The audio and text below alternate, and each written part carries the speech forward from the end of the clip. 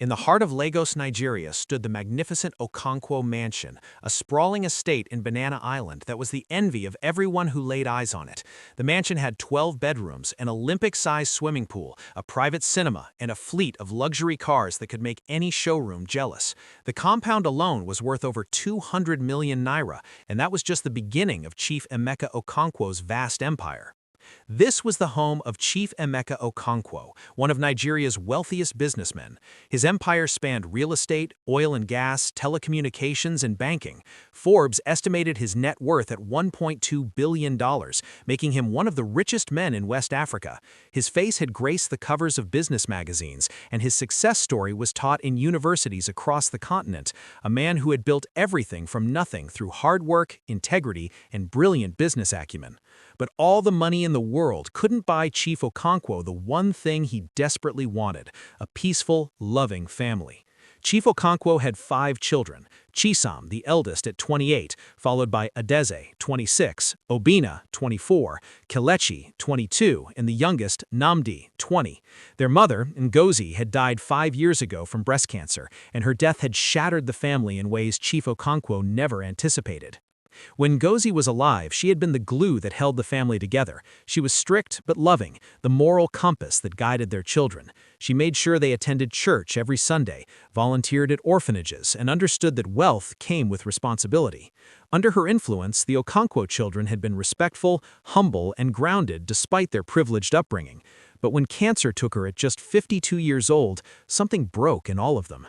Chief Okonkwo had been so consumed by grief that he failed to notice their children's transformation until it was too late. By the time he tried to rein them in, they had already spiraled out of control. Chisom, who should have been running one of his father's companies after graduating with honors from the University of Pennsylvania, spent his days at the most expensive clubs in Victoria Island and Lekki. He popped champagne bottles that cost more than a teacher's yearly salary, surrounded himself with parasites who called themselves friends, and had become a fixture in the Lagos party scene. He had wrecked 4 cars in the past 2 years, each one a luxury vehicle worth millions of naira. A Mercedes-Benz G-Wagon, completely totaled when he drove it into a ditch while drunk. A Range Rover Sport, destroyed when he raced it against a friend and lost. A Porsche Cayenne, smashed because he was texting while driving. And most recently, a BMW X6, which he crashed into a police checkpoint while trying to evade arrest for drunk driving. Each time, Chief Okonkwo had to pay for the vehicles, for the damages, for the bribes to keep his son out of jail. Each incident cost millions, but the cost to Chief Okonkwo's reputation was even higher. People whispered, "That Okonkwo boy is out of control. His father can't handle him." Adeze, the first daughter, had become Instagram famous for all the wrong reasons. With over 500,000 followers, she posted half-naked photos, flaunted designer bags that cost as much as a car, and made ridiculous videos that brought shame to the family name. She had been engaged 3 times in 2 years, each time to a different man, first a musician, then a footballer, then a politician's son, and each relationship ended in a public scandal that played out on blogs and social media. The most recent breakup had been the worst. The politician's son exposed their private messages and intimate photos online after she cheated on him with a Nollywood actor. The scandal made headlines for weeks. Billionaire daughter's sex scandal rocks Lagos high society. Chief Okonkwo had to pay 50 million naira to have the content scrubbed from major websites and to settle a lawsuit. But Adeze showed no remorse. Instead, she blamed her ex-boyfriend and played the victim on social media, gaining even more followers who encouraged her toxic behavior. Obina, the first son and Chief Okonkwo's greatest disappointment, had dropped out of his master's program at the London School of Economics, one of the world's most prestigious universities, to become a musician. But calling Obina a musician was generous. He hadn't written a single meaningful lyric or learned to play any instrument properly. Instead, he funded extravagant music videos full of women in bikinis, expensive cars he rented for the shoot, and champagne he didn't even drink. His songs were auto-tuned garbage with lyrics that glorified money, women, and drugs, but because he could pay radio stations for airplay and influencers for promotion, his songs got some attention, though mostly ridicule. He had spent over 100 million naira in 2 years on his music career with absolutely nothing to show for it. No hit songs, no real fans, a bunch of hangers-on who praised him to his face and mocked him behind his back. Kelechi, the second daughter, was addicted to shopping and gambling, a dangerous combination that had cost her father dearly. She could spend 5 million naira in a single shopping trip at luxury boutiques, buying shoes she'd never wear and bags she'd use once before moving on to the next trend. But her shopping addiction was nothing compared to her gambling problem. She had discovered high-stakes poker and roulette at Echo Hotel's casino, and it had consumed her life. She would gamble away millions in a single night, then come crying to her father about the debts she'd accumulated. Chief Okonkwo had paid off her gambling debts 4 times, totaling over 50 million naira. Each time, Kelechi would promise it was the last time that she'd learned her lesson. But within weeks, she'd be back at the casino, chasing losses with more money she didn't have. And then there was Namdi, the baby of the family and perhaps the most dangerous of them all. At just 20 years old, he had already earned a reputation as a violent troublemaker who believed his father's money made him untouchable. He'd been expelled from 2 universities, first from Covenant University for beating up another student so badly the boy was hospitalized for a week, then from the University of Lagos after he pulled a knife on a lecturer who failed him in an exam. He had assaulted a police officer at a checkpoint in Aja, punching the man in the face when asked to show his license. Chief Okonkwo had paid 2 million naira to make that case disappear and another 3 million to the officer as compensation. Namdi was known for showing up at parties with an entourage of thugs, dangerous boys from Ajagunle and Mushin who did his bidding. He would pick fights for no reason, trash venues when he didn't get his way, and threaten anyone who dared challenge him. Together, these 5 children had become the shame of the Okonkwo family. Every week there was a new scandal in the newspapers, on blogs, or trending on Twitter. Chief Emeka Okonkwo, once respected and admired as a titan of industry and a pillar of the community, was now pitied and gossiped about. At business meetings he could feel the judgment in people's eyes. At church he could hear the whispers. At social events he noticed how some people avoided him, embarrassed on his behalf. Such a successful man, people would say, but he couldn't raise his children right. Money can't buy good character. The stress was literally killing Chief Okonkwo. It started with headaches that wouldn't go away, then dizzy spells that made him feel like the room was spinning. His personal doctor, Dr. Adeleke, ran tests and delivered the grim news: severe hypertension and early signs of heart disease. "Chief, your blood pressure is dangerously high," Dr. Adeleke said, showing him the alarming numbers on the chart. "Your heart is under tremendous strain. You need to eliminate stress from your life immediately. Take your medications religiously, exercise, eat properly, and rest. If you don't, you're looking at a major heart attack or stroke." But how could Chief Okonkwo eliminate stress when his children were the source of it? How could he rest when every day brought a new crisis, a new scandal, a new bill to pay? He tried everything. He called family meetings where he pleaded with them to change their ways. He cut off their allowances, hoping financial pressure would force them to mature. He threatened to write them out of his will completely. He brought in pastors to counsel them. He even hired a therapist to conduct family sessions. Nothing worked. They would apologize, shed crocodile tears, promise to change, then within days, sometimes hours, they'd be back to their old ways. The apologies were just performances to get their allowances reinstated or to avoid consequences. There was no genuine remorse, no real desire to change. Chief Okonkwo realized with a breaking heart that his children didn't love him. They loved his money. They were counting the days until he died so they could inherit his fortune and live without any restrictions. The final breaking point came 6 months before Chief Okonkwo's death. Namdi had gotten into a fight at Quailock's nightclub in Victoria Island, one of Lagos's most exclusive venues. According to witnesses, Namdi had been drinking heavily and harassing a young woman who repeatedly told him she wasn't interested. When her boyfriend intervened, Namdi attacked him. But this time the fight went too far. In the brawl, the young man, a 25-year-old accountant named Tunde, was seriously injured. One of Namdi's entourage hit Tunde with a bottle, fracturing his skull. Tunde collapsed, unconscious and bleeding, and had to be rushed to Reddington Hospital. Tunde survived, but he spent 2 weeks in intensive care and required multiple surgeries. His family was not wealthy or connected. They were ordinary, hard-working people who could barely afford the medical bills piling up. When they discovered that the billionaire's son was responsible, they demanded justice. They went to the police, filed charges, and, most damagingly, they went to the media. The story exploded across every platform. Billionaire's son nearly kills man in nightclub brawl. There were photos of Tunde in the hospital, his head wrapped in bandages. There were interviews with witnesses describing Namdi's aggression and entitlement. There was even CCTV footage from the club showing the entire incident. For the first time, Chief Okonkwo couldn't make it go away quietly. The public outrage was too intense. People demanded that Nnamdi face consequences, that wealth shouldn't place anyone above the law. Chief Okonkwo had to negotiate a settlement, 20 million naira in compensation to Tunde's family for medical bills, lost wages, and pain and suffering. He had to hire the most expensive lawyers to keep Nnamdi out of jail, which cost another 10 million. He had to make donations to police charities and pull every string he had. In total, the incident cost him over 50 million naira and whatever remained of his public reputation.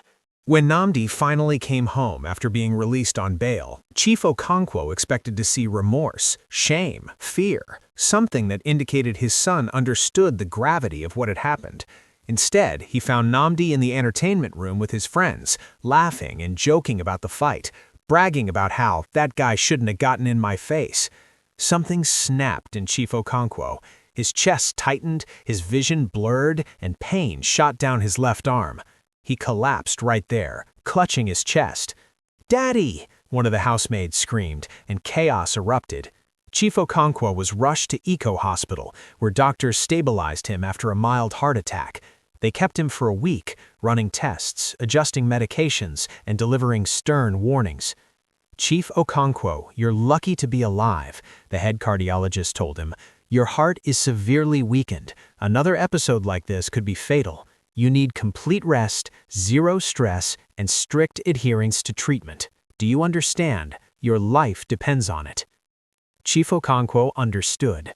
He also understood that his children were going to kill him.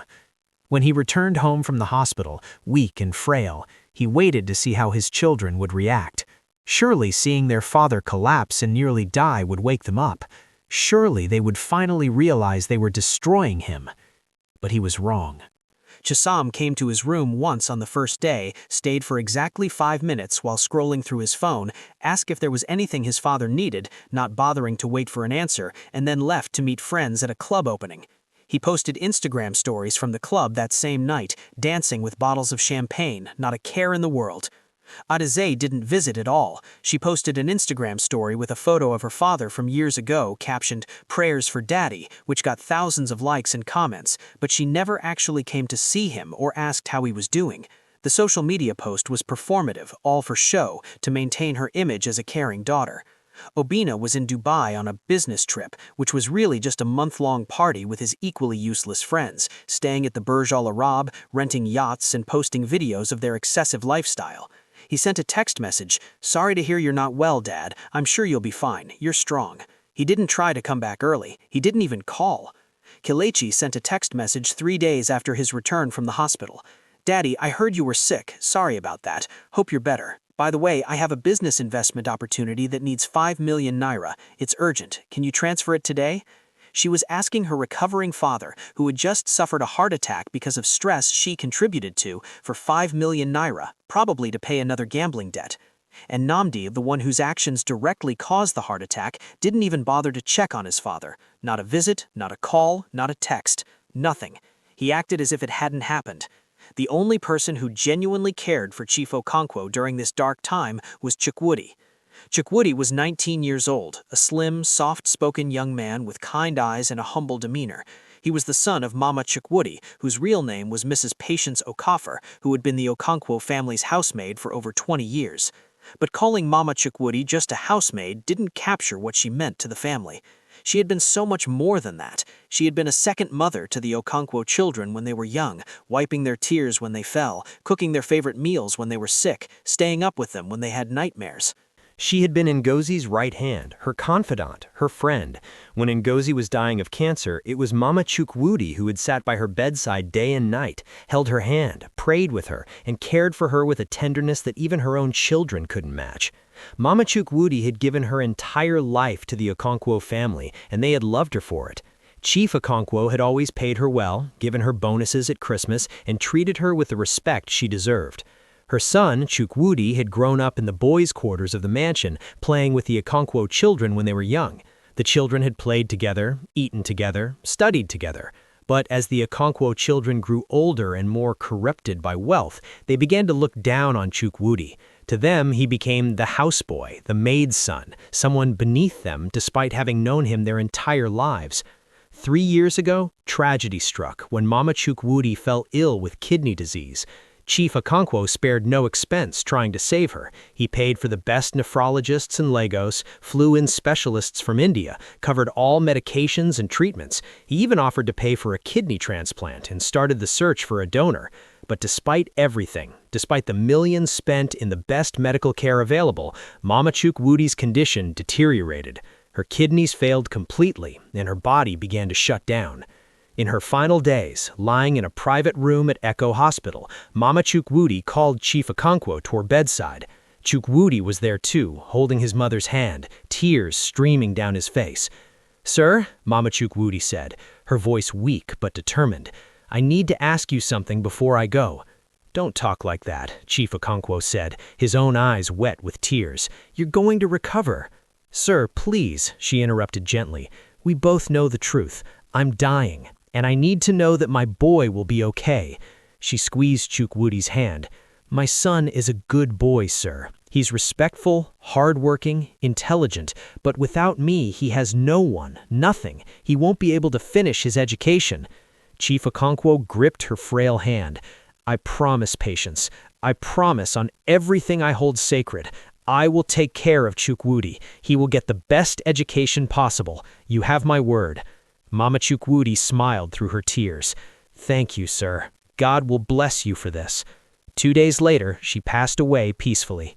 Chief Okonkwo kept his promise. He paid for Mama Chukwudi's funeral and enrolled Chukwudi at the University of Lagos to study business administration, covering all tuition, books, and living expenses. Chukwudi continued living in the boys' quarters and worked part-time helping with household tasks, not because Chief Okonkwo required it, but because Chukwudi insisted on earning his keep. "My mother raised me to work hard and never be a burden," he would say. The Okonkwo children treated Chukwudi with open contempt. They ordered him around like a servant, mocked his second-hand clothes and cheap phone, and constantly reminded him that he was only there because of their father's charity. But Chukwudi never complained, never talked back, never showed resentment. He would simply do what was asked with quiet dignity, then return to his studies. He was an exceptional student, consistently maintaining a first-class grade point average, topping his classes, winning academic awards. His professors praised him constantly. When Chief Okonkwo returned from the hospital after his heart attack, it was Chukwudi who became his primary caretaker. Every morning, at exactly 6 a.m., Chukwudi would knock softly on Chief Okonkwo's bedroom door with a tray containing medications, water, and herbal tea. He would help the old man sit up in bed, adjust the pillows, and make sure he was comfortable. "How are you feeling today, sir? Did you sleep well?"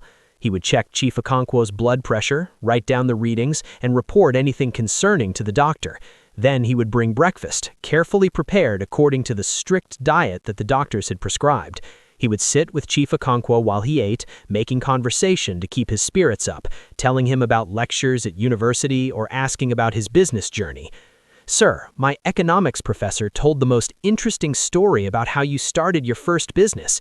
He said you started with just 50,000 naira in 1985. Is that true?" Chief Okonkwo's eyes lit up. Someone was actually interested in his story.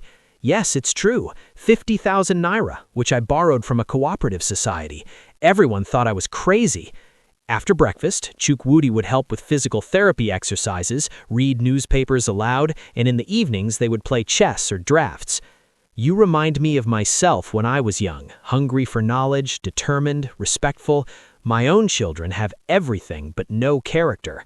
"Sir, please don't say that," Chukwudi said gently. "They're your children. They love you." Chief Okonkwo smiled sadly. "No, my boy, they love my money. There's a difference." One night, about 2 months after the heart attack, Chief Okonkwo couldn't sleep.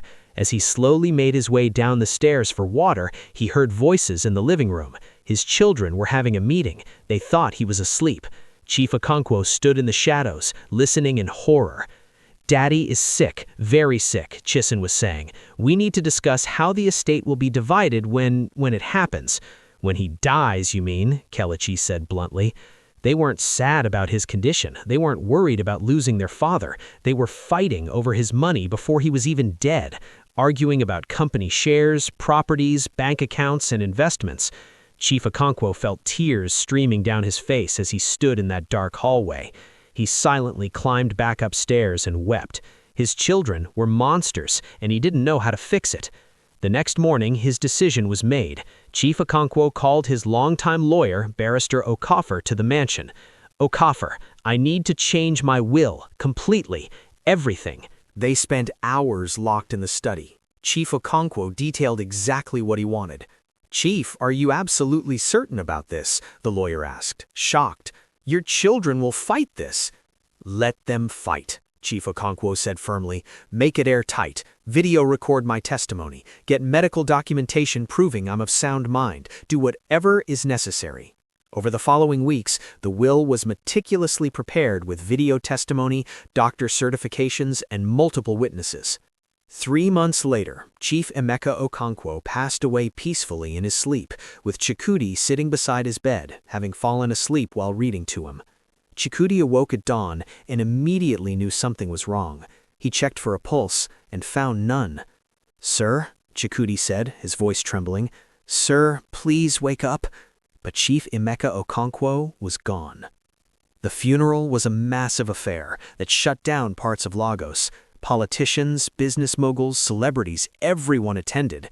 The Okonkwo children played their parts perfectly for the cameras, wearing expensive black outfits and weeping dramatically. But everyone who knew the family could see through the performance. Chikudi stood quietly at the back, genuinely mourning the loss of his mentor. After the funeral, Barrister Okafor gathered the family for the reading of the will. The Okonkwo children could barely contain their excitement. This was their payday. The lawyer began, "To my beloved children, Shisam, Araeze, Obina, Kelechi, and Namdi, I leave 10 million naira each." Confused silence. "What about the rest?" Chisam demanded. "The companies, the properties?" Barrister Okafor continued, "The remainder of my estate, all companies, properties, investments, and assets, estimated at $1.2 billion, I leave entirely to Chikudi Okafor, son of my late faithful employee, Mrs. Patience Okafor." The room exploded into chaos. "What?" they screamed. "The houseboy? This is fraud. We'll contest this." "There is a letter," the lawyer said firmly, that Chief Okonkwo wrote explaining his decision. He read the letter aloud. Chief Emeka Okonkwo explained how his children had become greedy and reckless, how they had brought shame to the family, how they had waited for him to die, caring only about his money. He described how Chikudi had been the only one to show genuine love and care. "Chikudi has more character in his little finger than all 5 of you combined. 10 million naira each is enough to start over if you genuinely want to change, but not enough to continue your wasteful lifestyles. I pray this will finally teach you that wealth without character is worthless. I love you all, but I could not reward your behavior." The Okonkwo children hired expensive lawyers and fought the will in court for months. The case became a national sensation, but the will was airtight. The judge ruled, Chief Emeka Okonkwo was of sound mind. A person has the right to distribute their wealth as they see fit. This court sees no grounds to overturn his decision. The Okonkwo children had lost everything. Their lives spiraled downward. Without money, Chisam's friends disappeared. Araeze's Instagram followers dropped. Obina's music career ended. Kelechi's debts caught up with her. Namdi ended up in prison for violence without his father's protection. Meanwhile, Chikudi handled his inheritance with wisdom. He finished his degree with honors, hired experienced managers, and learned to run the businesses ethically.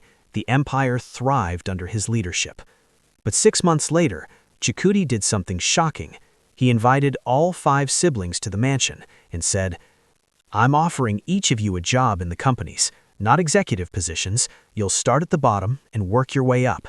And if you prove yourselves, if you show you've changed, I'll give you shares, not because you're entitled to them, but because you earned them. Your father wanted you to learn the value of hard work and humility. This is your chance." The Okonkwo children were stunned. "Why would you do this?" Chisam's voice, barely a whisper. "After everything we did to you." Chikudi's eyes filled with tears. "Because your father showed mercy to me and my mother when we had nothing. How can I not do the same for his children? He wanted you to learn and change. Maybe this is how that begins." Humbled and broken, they accepted his offer. It was not easy, working regular jobs, living modestly, earning their way. It was incredibly difficult, but slowly, painfully, they began to change. Shisam discovered satisfaction in honest work. Araeze developed real skills. Obina learned genuine musicianship. Kelechi became financially responsible. Namdi, after prison and therapy, used his story to help other young people. Years later, they all gathered for family dinners, genuinely caring for each other.